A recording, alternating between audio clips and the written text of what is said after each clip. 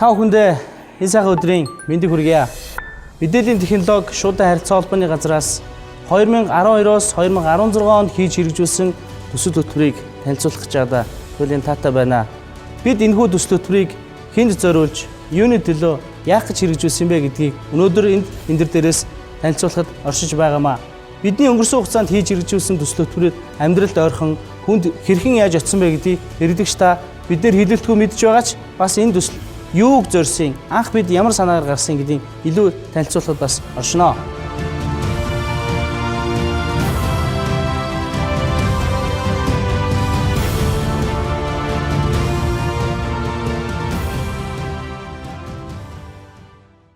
Бид өнгөрсөн хугацааныхаа бүхэл төсөл хөтөлбөрийг 7 бүлэг хэсэгт хуваан ангилсан.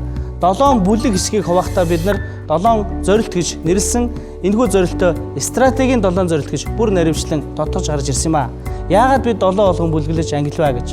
Энэ 7 зорилтын хүрээнд мэдээллийн технологи, шуудан харилцаа холбооны салбарын бүхий л бодлого энэ 7 бүлэг хэсэгт харьяалагдсан ангилагдж байгаа. Мөн дээрэс нь Монгол Улсын засгийн газрын хөгжлийн хөтөлбөрүүд, Монгол Улсын засгийн газрын үйл ажиллагааны төлөвлөгөө хөтөлбөртөө энэхүү 7 зорилт маань хамаарч энэхүү зорилтыг бас чиглүүлж яагаад оршиж байгаамаа.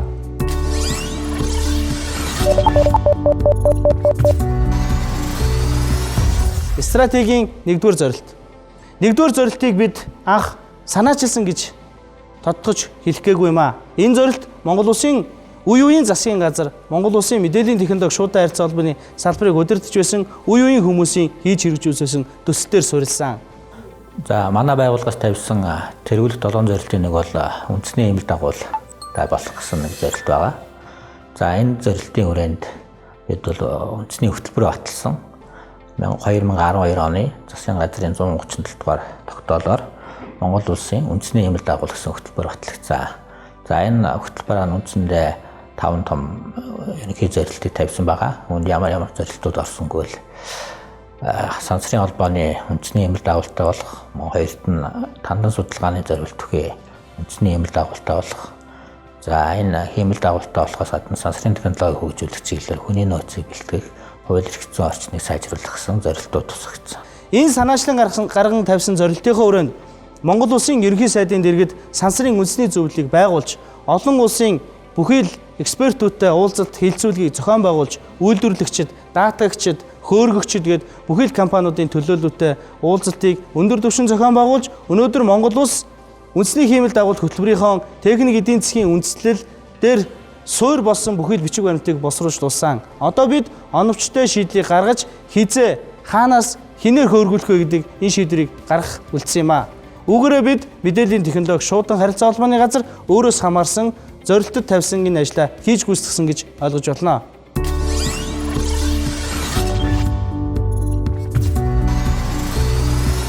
Хоёрдугаар зорилт төрийн төгжрлөгөө үйлчилгээ. Бүр эртний нэрээс нь авч үзэх юм бол захим засаг. Захим засаг гэдэг хөтөлбөр Монгол Улсын засгийн газрын түүхэнд хамгийн оновчтой, цаг үеэ олсон, өндөр үр дүнтэй хэрэгжсэн төслүүдийн хөтөлбөрүүдийн нэг болж чадсан юм а. Захин Монгол хөтөлбөрт бол маш олон бүлэгтэй. Одоо тэгээд тэр бүлэг тус бүр нь юунд чиглэгдэж байсан бэ гэхлээр зэрэг бусад салбартайгаа энэ салбарынхаа хөгжлийг хэрхэн уялдуулах юм бэ? Бусад салбартаа энэ технологиг яаж нэвтрүүлэх юм бэ? Ямар үр дүнд хүрэх юм бэ? Ямар үр дүнд хүрсэн байна вэ бусад орон? Боловсон хүч нь ямар байх юм бэ гэдэг ингээд олон төрөл чиглэлүүдээр нь бүлгэлж өгөөд энэ захин Монгол хөтөлбөрийг бид нар боловсруулж байлаа. Захин засаг хөтөлбөрийн хүрээнд өнөөдөр монголчууд бид интернет гэдэг зүйлийг шин тутам гэдэг зүйл гэж ойлгохоо болсон. За 2010 оноос хойш яг ингээд мэдээлэл харилцаа холбооны салбар дээр бол нэг том өөрчлөлт гарсан. За тэр бол интернетийн хэрэглээ. Өмнө нь 2010 он гэхэд бол нийт Монгол Улсын интернет хэрэглэгчдийн тоо 200 мянга орчим байсан. За тэгээд түүнээс хойш бол өнөөдөр бол нийтдээ одоо 2 сая гаруй интернет хэрэглэгчтэй Монгол болсон байна. 2010 оны хувьд бол гар утас хэрэглэгчдийн тоо ойролцоогоор 2.5 сая байсан. Өнөөдөр 3 сая орчим идэвхтэй хэрэглэгч байна. Компьютер гэдэг энэ зүйл бол өдөр тутмын амьдралд байдаг хэрэглээ болсон бидний өглөө гэрээсээ гарахдаа өмсөд явдаг гутал мэт маш энгийн төвшөнд ойлголтын төвшөнд очсон. Энэ энгийн төвшөнд ойлголцсон зүйл өшөө орчин цагийнхаа хэлбэрт нийцүүлж цаашид хөгжлийнхаа шатанд хүрсэн. Мэдээллийн технологи шударга харилцаа холбооны газраас хэрэгжүүлсэн Монгол Улсын 21 аймаг 339 сум суурин газарт хийж хэрэгжүүлсэн маш том дэд бүтцээр суурилж өнөөдөр төрийн төвжирлэгүй үйлчлэгийг бид нар хэрэгжүүлэх энэ боломж бүрдсэн юм а. Бид энэ томьёолыг бий болгохдоо модоор төсөөлөж гаргасан. Мод гэдэг зүйлийг яагаад бий болгосон? Тэр дундаа яагаад жимсний модыг бид зурх болсон бэ гэхээр програм хангамж гэдэг зүйлтэй уялдаж энэ зүйл бий болсон. Өнөөдөр програм гэдэг зүйл өөрөө амьд биет юм. Яагаад амьд биет вэ гэхээр хүний харилцааг, хүний амьдралын харилцааг зохицуулж байгаа учраас өдөр тутам шинээр гарч ирж байгаа тэр зүйлүүдийг байнга шинжлэж өөрчлөгдөж байдаг учраас бид амьд биеттэй зүрлсэн юм а. Энэ модны суурь буюу үндсэн хөрсийг бид нар өгөгдөл гэж авч үзэж байгаа. Дата гэдэг зүйлийг бид нар юу гэж ойлгож байгаа вэ? Улсын бүртгэлийн ерхий газарт байдаг иргэний мэдээлэл, аж ахуйн нэгжүүдийн бүртгэл, эд хөрөнгийн бүртгэл гээд бүхий л Монгол улсын бүртгэл мэдээллүүдийг дата гэж энгийн төвшөнд ойлгох юм бол энэ датаг бид нар нэг цэг дээр төвлөрүүлж үндэсний дата төвийг өнгөрсөн 4 жилийн хугацаанд өгөгдлийн төв болгож өөрчилсөн. Энэ өгөгдлийн төвөөр дамжуулаад бид нар төрийн үйлчлэгийг нэг цэгээс хүргэх боломж нь бүрдсэн гэж ойлгож байгаамаа. Энэ хөрсөн дээр суйрлаад ургаж байгаа үндсэн гол иш буюу энэ модны ишийг бид нар дид бүтц буюу шилэн кабель гэж ойлгож байгаа. Энэ шилэн кабелаар дамжуулаад бид нар жимс сургууль нь энэ жимсээ бид нар төрийн үйлчлэгээ гэдэг маш энгийн томьёолоор гаргаж ирсэн юм а. За мөн дээрээс нь бидэрт мод урахад агаар хэрэгтэй. Тэр агаараа бид нар эргэцүү орчин гэж нэрлсэн. За бидэрт бороо хэрэгтэй. Бороогоо бид нар хөрөнгө оруулалт гэж нэрлсэн. За мөн бидэрт нар хэрэгтэй. Нараа бид нар энэ мэдээллийн технологиг ойлгож түүнийг нь мэдэрч байгаа байгууллагуудын удирдлагыг бид нар гэж нэрлэж байгаа юм а. Ингэснээрээ бидний жимсний мод өшөө их олон газар өшөө их олон жимстэйгээр олон төрлөөр ургаж хөгжих хүчтэй. Өнөөдөр бид нар нэг төрлийн алюминий жимсний мод тарсан. Энэ жимсний модны эхний үрд жимс нь бол та бидний өдөр тутам хэрэглэж хивсэн төц машин. Өнөөдөр төц машинаар дамжуулаад Монгол улсын засгийн газраас иргэдэд үйлчлэгээ үзүүлдэг 20 гаруй төрлийн үйлчлэгийг бид нар хэрэглэж байна. Дунджаар өнөөдөр 7000, оргил цагтаа бид нар 100000-аас дээш хүн Монгол улсад байрсан 108 төц машинаас төрийн үйлчлэгийг авдаг болсон. Мөн цаашлаад одоо бид нар төц машинаас очиж үйлчлэгээ авдаг байсан бол дараагийн нэг шат бол өөрсдийн ухаалаг гар утас, таблет, ноутбук, суурин хэрэглэж байгаа компьютераас шууд онлайнаар төрийн үйлчлэгийг авах боломжийг мөн адил бүрдүүлж өглөө.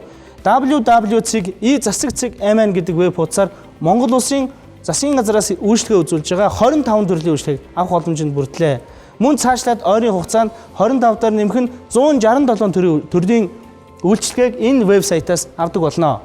Одоо үнэн зөв бодит ийм төрийн одоо дижитал мэдээлэл үүснээр энийг одоо мэдээллийн чанар дээшлснээр энийг төцөөр дамжуулж одоо иргэндээ одоо зөв үнэн зөв мэдээллийг сертификатын дагуу гаргаж өгч болж байна. Аажимдаа бол одоо захим сервисүүд хөгжөөд ирэхэд бол заавалчгүй төцөөр дамжуулж сертификат гаргаад иргэн сертификатаа бариад банкны эдийн засгтээр очих албагүй. Банкны эдийн засгтээр шууд явж очиод урууныхаа хаяг уншуулад энэ төрийн мэдээллийг шууд авах бололцоотой ч гэх юм уу. Ингээд улам энэ захим боловсрол хөгжиж энэ Монгол улсын захим одоо систем хөгжснөөр үндсэндээ бол ард иргэдийнхаа мөнгө болоод цаг хугацааг бол хэмдэг ийм том үр ашигтай үйл ажиллагаа байдаг. Олон улсын жишгийн дагуу Монгол улс төрийн үйлчлэгийг авахаас гадна эдгээр төрийн үйлчлэгийг авах боломж хаалгыг нээж өгдөг тоон гарын үсгийг хэрэглээнд нэвтрүүлж чадлаа. Өнөөдөр Монгол улсад нийтийн түвшинд дэд үтс байгуулагдаж тоон гарын үсгийн гэрчлэгийг албан ёсоор олгодог болж эхэллээ. Гэрчлэгээндээ тулгуурлаад тэр хүн иргэний өмнөхийг л одоо цахим хэлбэрт оруулж чинь гэсэн үг л дээ.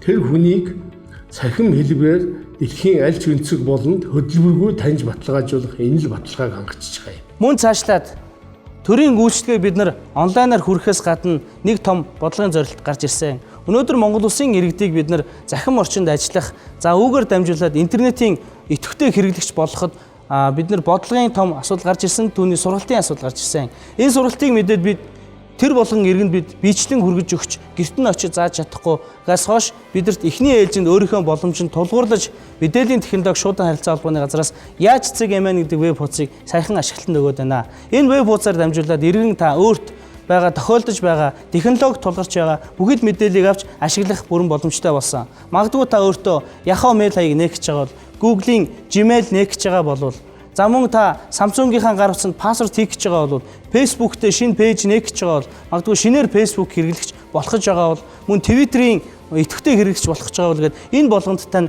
яаж цэгийг юм бэ? Бодиттой хариулт өгөх боломжтой боллоо.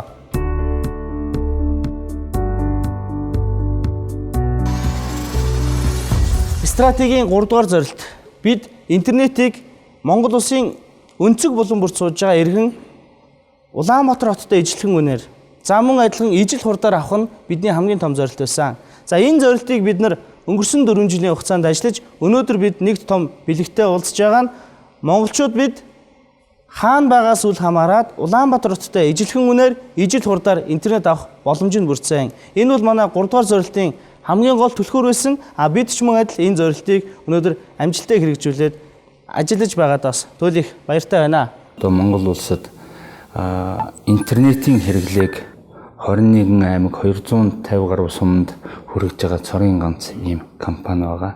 Монгол улсын хэмжээгээр интернетийн хэрэглэгчдийн авж байгаа үйлчилгээний үн тарифыг манай компани нэг дахин буулгасан. Нөгөө талдаа үн тариф нь нэг дахин буугаад нөгөө талдаа хэрэглэгчийн авж байгаа интернетийн хурдыг мөн нэг дахин өсгсөн байгаа. Монголын Цахилгаан холбоо компани суурин интернет хэрэглэгчийн 1 мегабитийн үн 55 мянган төгрөг байсан бол өнөөдөр 1 мегабит нь 16 мянга болж хямдарсан. Энэ бол бодит амьдрал дээр хамгийн үр дүнгээ өгч байгаа төсөл болсон үүгээр дамжуулаад төрийн үйлчлэг болон өөрт хэрэгтэй байгаа мэдээллийг иргэд маань цаг алдалгүй өндөр хурдаар авах боломж нь бүрдлээ. Интернетийн хөгжил маань үүрэн холбооны техник технологиг дагаад асар хурдцтай хөгжиж байгаа учраас энэ орчинд байгаа тоног төхөөрөмж хэрэгслүүдийг бүрт хаягжуулах ажил маань олон улсын түвшинд бид бүхний хил занснаар IP version 6 гэдэг IPv6 гэдэг хаягдлын зарчим руу шилжихээр хэдийнэ судалгадаа төлөвлөгдөд ажиллаж байна.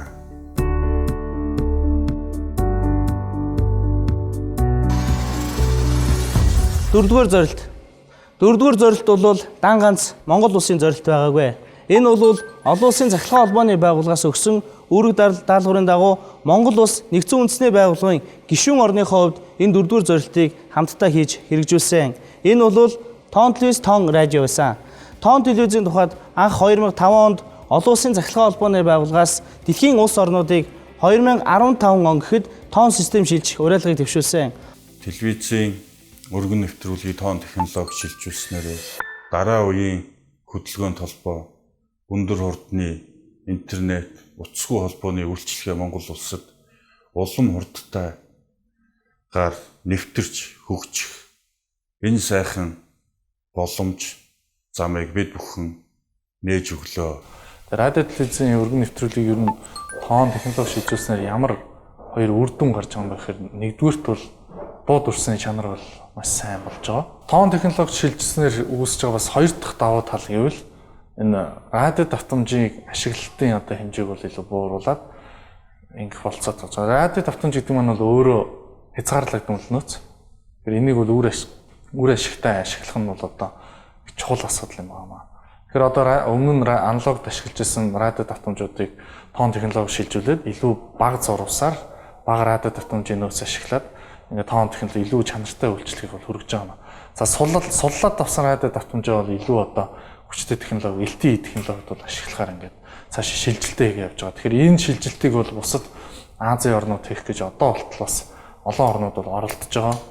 Процесс нь явж л байгаа. Монгол улс бол ингээд маш хурдан хугацаанд шилжчихсэн. Энэгээр бол илүү одоо давуу тал үүсэж байгаа юм. 2015 оны 10 дугаар сарын 1-нд Монгол улс бүрэн тоон системд шилжсэн байгаа. Ингэснээрээ Монгол улс өнөөдөр дэлхийн олон улсын Цахилгаан холбооны байгууллагын өмнө хүлээсэн үүргээ амжилттай биелүүлж, за мөн бид тавьсан 4-р зорилтоо амжилттай хийж хэрэгжүүлж чадсан. Unitel Group 5 жилийн өмнө энэ IPTV-гийн бизнес рүү орсон. Тэгэхээр энэ үднээсээ бид нар энэ контентын санг бүрдүүлэх ёстой байсан. IPTV үйлчлэгээр зах зээл нэвтрүүлэхтэй. Тэгэхээр энэ контентын санг ариун байлгахын тулд бид нар дан ганц дотоодын контент төр түшиглээгүй, гадаадын хүмүүсийн кино театрт очиж үздэг зөвхөн ийм байсан байдлыг бид нар өөрчилж энэ гадны Холливуудын их 6 студи гэж байдаг. Энэ 6 студи Солонгосын CJ Entertainment гэдэг энэ студиудтэй бид нар гэрээ хийж маш удаан хугацааны туршид бас одоо хэлцээр хийсний үр дүнд бид нар амжилттай гэрээ байгуулад энэ 6-7 студийн контент кинонуудыг оруулж ирж IPTV үйлчлүүлэгчтэй өргөсөн байж байгаа. Ер нь бол бид нар дотоодын уран бүтээлчдийг их дэмжиж байгаа. Дотоодын ялангуяа киноны уран бүтээлчдийг. Ягаад тэгэхээр бид урд нь бол одоо үндэсний дотоодын кино үйлдвэрлэгчд бол кино бүтээгээд тэр бүтээлээ зөвхөн кино театрт гаргаж орлогоо олдог байсан бол түүнийхээ дараагаар одоо IPTV дээр энэ киногоо тавиад бас орлого олж байгаа. Тийм учраас дотоодын уран бүтээлчд энэ бол маш их таалагдж байгаа. Энэ одоо бидэртэй энэ чиглэлээр бол маш их хамтарч ажилтдаг болсон. Контент нийлүүлэгчдийн хувьд олон улсад бас бүтээгдэхүүнээ нийлүүлэх маш том алхмыг үүгээр дамжуулж хийж чадсан. Ингэснээрээ бид өнөөдөр дэлхийд өрсөлдөхүйц салбар доторх нэг зүйлээрээ бас нэг алхам ойрцсон гэж хэлж болно.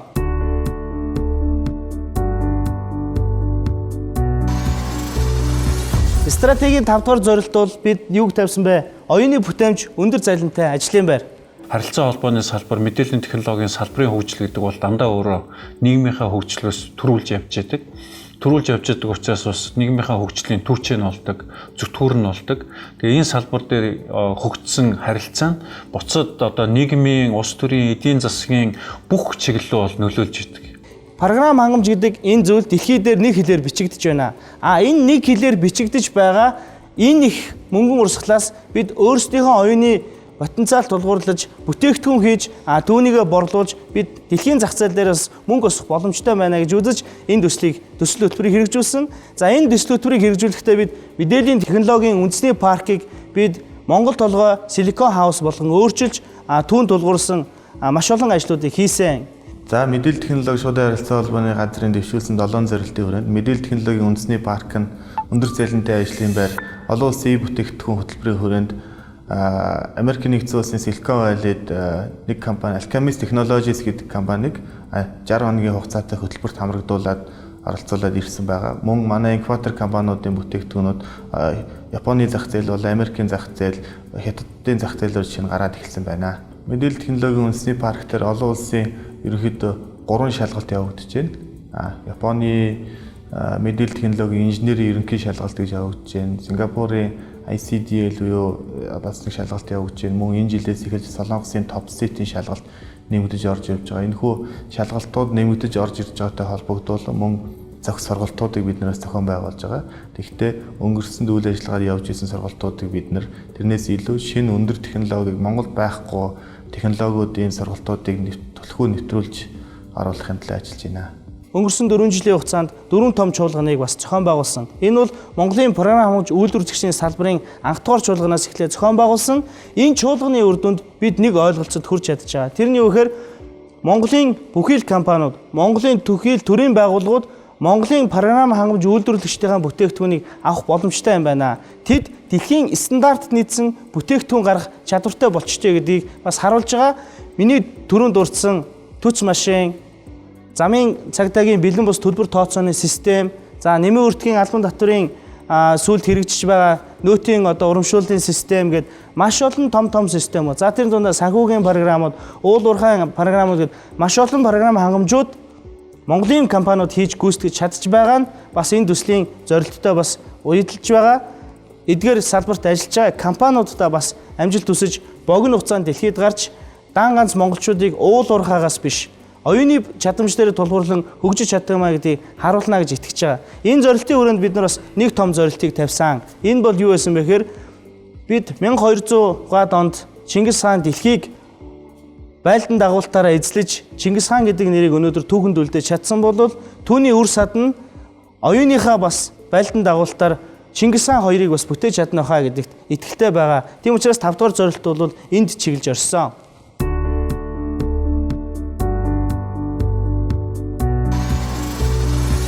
6 дугаар зорилт бол 5 дугаар зорилттойгоо уялдаж гарч ирсэн.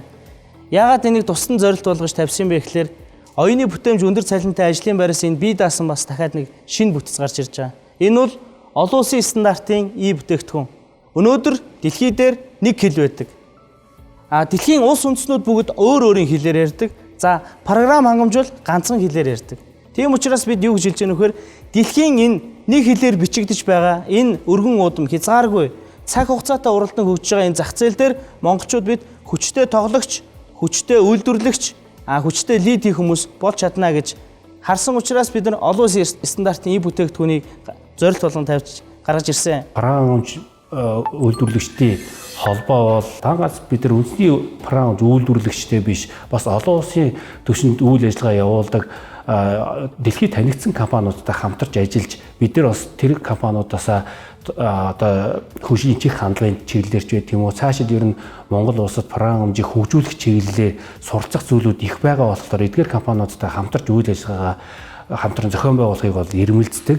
Энэ ч утгаараа бид нар дэлхийд алдартай Oracle, Microsoft, мөн дүншлэн HP, Dell тэгээд одоо бусад компаниудтайгаа эдгээр үйл ажиллагаа хамтран зохион байгуулж байгаагаар бас нэлээд онцлог. Өнөөдөр энэ бодлогын хүрээнд бид нар бидний сайн мэддэг Silicon Valley гэж нэрлэгддэг Сан Францискод бид компаниудыг гаргая, бүтээгдэхүүнийг борлуулъя гэдэг зорилтыг тавьсан. Өнгөрсөн 4 жилийн хугацаанд бид энэ зорилтын хүрээнд амжилттай ажилласны үр дүнд бид анхныхаа Монгол компанийг хөтөлбөрийн шугамаар гаргаж чадсан. Энэ Монгол компани маань 2 сарын хугацаанд Сан Франциско буюу Silicon Valley гэж нэрлэгддэг тэр Silicon нуруунд очиж ажилласан. Ингээ энэ 2 сарын хугацаанд маш их туршлагыг хөрвүүлээд 2 дугаар шатныхаа сонгон шалралтанд тэнцээд ирсэн байж. Энэ өөрөө бид нар юуг илэрхийлж байна вэхээр тэр хүн биднэрт жим гаргаж өгч байгаамаа. Тэрхүү жимээр дараагийн компаниуд явнаа. Ингээд бид нар олон улсын зах зээл дээрээс мөнгө босгоод цаашлаад Монгол хүний бүтээсэн програм хангамж, Монгол хүний бүтээсэн тоглоом, Монгол хүний бүтээсэн нэг зүйл, Монгол хүний бүтээсэн тэр бүтээгдэхүүн дэлхийн нийтийн хэрэглээ болоход ойрхон байгаа. Бид үүнийг бол маш ойрхны ирээдүй, маш ойрын зорилт үр дүнгээ өгөх зүйл гэж харж байгаа.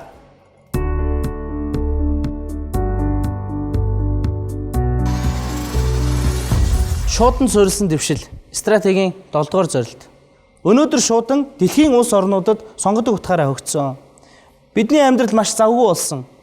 Завгүй болж байгаа хэрэгээр биднэрт бас хувьдаа хийж гүйцэтгэх маш олон зүйлүүд бий болдог болсон. Магадгүй би өөртөө эрэхтэй байгаа нэг цамцыг дэлгүүрээс онлайнаар худалдаж авахд түүнийг нь хүргэж өгдөг үйлчлэгийг өнөөдөр логистик гэж нэрлэдэг. Тэгвэл өнөөдөр логистикийн үйлчлэгийг хэн хэрэгжүүлдэг вэ? Олон улс шуудангийн байгууллага, Монголд ч гэсэн шуудан хэрэгжүүлдэг. Шуудан гэдэг энэ зүйл өөрөө монголчууд бидний хувьд орчин цагаараа хөгжих ёстой байна гэд шуудан суурилсан дэвшлэг гэдэг энэ зорилтыг тавьсан. Энэ зорилтын хүрээнд бид нар ухаалаг шуудан гэдэг төслийг хийж хэрэгжүүлсэн. За нэг жишээ гэдэг хэлэхэд бол одоо бид нар энд хамгийн өндөр хүрээлттэй. За энд 36 дугаар салбарын Эрдэнэ туяа гэдэг нэг хүрээлчийн өнөөдрийн одоо явсан зам, хүргэсэн шуудан, тэрний бүсэл хаалтыг дөнгө болоод харж болно. Одоо зөвхөн одоо энд удаан зэмлэгдсэн байгаа зөвхөн нэг л шуудан чимээ одоо хийсэн гардуулт болон өнөөдөр явсан замыг харж байна. Энэ хүн өнөөдөр өглөө 8 цагаас хойш ажилдаа гараад 16 км явж нийт одоо Эрдэнэ туяагийн 25 одоо шуудан илгээмжийг одоо хүндэн гардуулсан байна. Энийг өнөөдрийн одоо энэ шууданчдын бүтээсэн энэ шуурхай удирдлагын төв, энэ төвөөс одоо бүх одоо энэ мониторинг, бүх хяналтыг хийгээд сууж байгаа нь бол таашаалтын одоо шуудангийн дэвшилт бас өндөр одоо хувь нэмрээ оруулж байгаа гэж бодож байна. Дээр нь шууданч бидний бас нэг одоо хийсэн дэвшилт бол шуудангийн хөргөлт гардуултыг бол тусгай одоо энэ бидний нэрлэлээр бол гар орчны ухаалаг програмыг ашиглаж нээлт хаатай хийж байгаа. Шууданч маань одоо өөрийнхөө илгээмжийг шуудан хүлээн авч байгаа хүлээн авахтай гардуулсан дараа гар улсан дээр тусгай аппликейшны тусламжтайгаар бол одоо шуудан гардуулсан гэдэг бүх одоо мэдээлэлтэй өгөөд гарын үсчүүд хаагдж байгаа. Энэ хаагдж байгаа шуудан гардуултын хөргөлтийн энэ хаагдж байгаа систем нь бол шууд одоо манай хаана газар нутаг орон зай үл хамааран шууд манай одоо төв шуудангийн сэрвэрт бүртгэгдээд энэ бол дэлхийн шуудан холбооны IPS гэдэг програмд бүртгэж байгаа. Бидний бас нэг хийж байгаа бас нэг бол одоо бүрийн бүтээмж шалжирч байгаа бас нэг дэвшилттэй юм бол бид нар ус хоорондын одоо транзит шуудан энэ амс гэж хэлж байгаа. Ухаалаг шуудан гэдэг төслийн хамгийн том зорилт нь өнөөдөр байгаа бодит статистиктээр тулгуурлаж хийсэн. Тэр нь юу гэхээр монголчуудын хаягжуулалтын систем маань бүрэн хийгдэж шийдвэрлэгдээгүй байсан учраас бид шуудан иргэнд яаж хүрэх вэ? Нэг шуудангийн хайрцгаар хичнээн хэрэглэгчийг үүсгэж болох уу? Өөр логистик ямар төрлийн үйлчлэгнүүд байх вэ гэж зорьсон. За энэ зорилтын хүрээнд бүс нутгаар нь харж хүн ам төвлөрсөн хамгийн гол үйлчлэгээний төв дээр ухаалаг шуудангийн хайрцгийг байршуулна. Тэр ухаалаг шуудангийн хайрцаг үйлчлэгээний төрөл буюу илгээмжийн багтаамжаас хамаарсан өөрийн гэсэн 50 орчим нүдтэй байдаг. Тэр 50 нүдэн тухайн хэрэглэгчдэд бүтээгдэхүүн ирэхэд гар утсанд нь нууц код, хаяг, байршил мэдээлэл очдог. Хэрэглэгч нууц кодоо хийлээ, хайрцагны хаалга онголоо, бүтээгдэхүүн авлаа, төв дээр илгээмж очигдсон, авсан гэдэг мэдээлэл өгдөг. Ингээд тэр илгээмжийг нэг хайрцгийг өдөрт хичнээн хүнж ашиглагч болохоор ийм анх зорилттойгоор хийгдсэн. За энэ зорилтын хүрээнд хийгдсэн энэ төсөл хөтөлмөр нь амжилттай хэрэгжээд өнөөдөр бол Монгол улсад Улаанбаатар хотод 18 цэг, за Дархан Эрдэнэ гээд нийт 20 цэг дээр бол ухаалаг шуудангийн хайрцаг үйл ажиллагаагаа явуулж байна. Түц машинтай харьцуулж үзэх юм бол харьцангуй өндөр түвшинд хэрэглээ нь өсөхгүй байгаа ч гэсэн бид энэ төслийг бол ойрын хугацаанд үр дүнгээ өгч чадна гэдэгт бол итгэлтэй байгаа.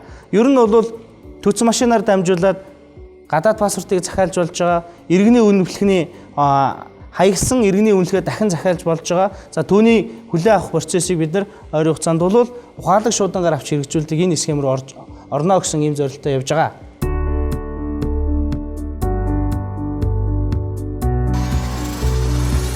За эдгээр том 7 зорилт бол өнгөрсөн 4 жилийн хугацааны мэдээллийн технологи шуудан харилцаа холбооны газраас хийж хэрэгжүүлсэн төсөл хөтөлбөрийн том толгой гэж хэлж болох 7 зорилт байсан. Үүн дээр нэмэгдээд нэг том ажлыг бид бас дуртахгүй өнгөрч болохгүй. Энэ бол бүх нийтийн үйлчлэгээний үүргийн сан. Өнөөдөр бүх нийтийн үйлчлэгээний үүргийн сангийн зорилго нь маш энгийн. Аслагдсан сум суурин газруудад харилцаа холбоог түгээн дэлгэрүүлэх, түүнийг хүрэхэд оршиж байгаа. Энэ утгаараа өнөөдөр харилцаа холбооны тусгай зөвшөөрлийг эзэмшигч бүхэл компаниудын татвар ногдуулах орлогын 2%-аар санхүүждэг. За энэ санхүүжилтийн үр дүнд аслагдсан сум суурин газруудад харилцаа холбооны үйлчлэгээ хүрэхэд оршиж байгаа.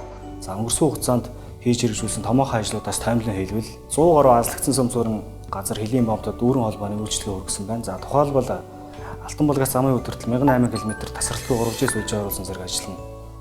Энэ хүрээнд хамаарна. За интернетийн цогц үйлчлэгийг 118 сумд хүргэсэн бөгөөд за Монгол Улсын засгийн газрын шийдвэрийн дагуу үнийг 2 дахин бууруулж хурдыг 3 дахин нэмэгдүүлсэн зэрэг ажлыг хийж гүйцэтгэжээ. За бүх сумдад шуудангийн үйлчлэгээний хөргөлтийн татамжийг 7 хоногт 2-оос 3 удаа болгон нэмэгдүүлж ажилласан байна. За мөн 21 аймгийн бүх сумдын иргэдэд мэдээлэл харилцаа холбооны технологи хэрэглээний сургалтыг зохион байгуулсан байна. Харилцаа холбооны дэд үтцийг өргөжүүлэх ажлын хүрээнд 25 газар 25 м холбооны цамхаг, 6 аймгийн 7 сумд харилцаа холбооны хээрийн сайд, 4 аймгийн 5 сумд мэдээлэл харилцаа холбооны нэг цэгийн үйлчлэгээний төв барьж байгуулсан зэрэг томоохон төслүүд төрүүлдэг амжилттай хэрэгжүүлсэн байна. Харилцаа холбооны дэд үтцийг өргөжүүлэх ажлын хүрээнд 25 газар 25 м холбооны цамхаг, 6 аймгийн 7 сумд харилцаа холбооны хээрийн сайд, 4 аймгийн 5 сумд мэдээлэл харилцаа холбооны нэг цэгийн үйлчлэгээний төв барьж байгуулсан зэрэг томоохон төслүүд төрүүлдэг амжилттай хийж хэрэгжүүлсэн байна. Зам дагуу буюу 1008 км-т өнөөдөр бүх нийтийн үйлчлэгээний үүргийн сангаар өнгөрсөн 4 жилийн хугацаанд тасралтгүй 3G сүлжээ буюу мөн дээрээс нь харилцаа холбооны сүлжээг оруулсан. Ингэснээр өнөөдөр бид ямар том зорилтыг тавьж харуулж чадсан бэ гэхээр аюулгүй байдал, олон улсын стандарт шаардлага тавигддаг маш том зорилтыг бид нар энэ бүх нийтийн үйлчлэгээр хэрэгжүүлсэн. Мөн дараагийн зорилт нь бид баруунаас зүүн, зүүнээс баруун чиглэлд мөн адил төв зам дагуух энэ 3G-ийн тасралтгүй сүлжээг бий болгоход зорж ажиллаж байна. За мөн үүнийгээ дагуу аслагдсан сум суурин газарт хил залгаах сумдууд, за тэгээд хилийн цэргийн ангиудаар бүх нийтийн үйлчлэгээний үүргийн сангаар дамжуулж харилцаа холбооны үйлчлэгийг хүргэх ажлыг эрчимтэй хийж хэрэгжүүлсээр байна.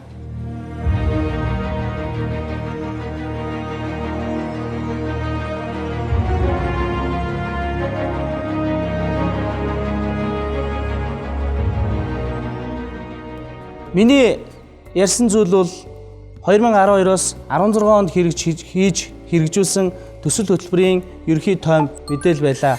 Гэхдээ та өнөөдөр өдөр тутам таны хэрэглэж байгаа гар утас ажиллаж байвал, таны хэрэглэж байгаа интернет тогтмол хурдтай байвал, таны үзэж байгаа телевиз өнгө дүрсэн чанар сайтай байвал, таны шуудан цагтаа ирж байвал бид ажлаа сайн хийж байна, манай салбар ажиллаж байна гэж та мэдэрч болно. Гэхдээ бид эмчнэр шиг, цагдаа шиг, хилийн цэрэг шиг 24 цагаар ажилладаг. Та бүхний харилцаа холбоог бид холыг ойртуулж, хоёрыг учруулах гэж манай салбарынхан бүхэл хүчээрээ ажиллаж байд юмаа гэдгийг иргэн та мэдхэд илүүтэхгүй баха. Энэ жил мэдээллийн технологи шуудан харилцаа холбооны салбарын хувьд 95 жилийн түүхэн ой тохиож байгаа. Энэ 95 жилийн түүхэнд өвөө, аав, хүү, удам дамжсан холбоочт маань энэ салбарыг түүчээлэн ажиллаж ирээдүйн Монгол улсыг хөгжилд нь үнэтэй хувь нэмэр оруулахаар ажиллаж байгаамаа.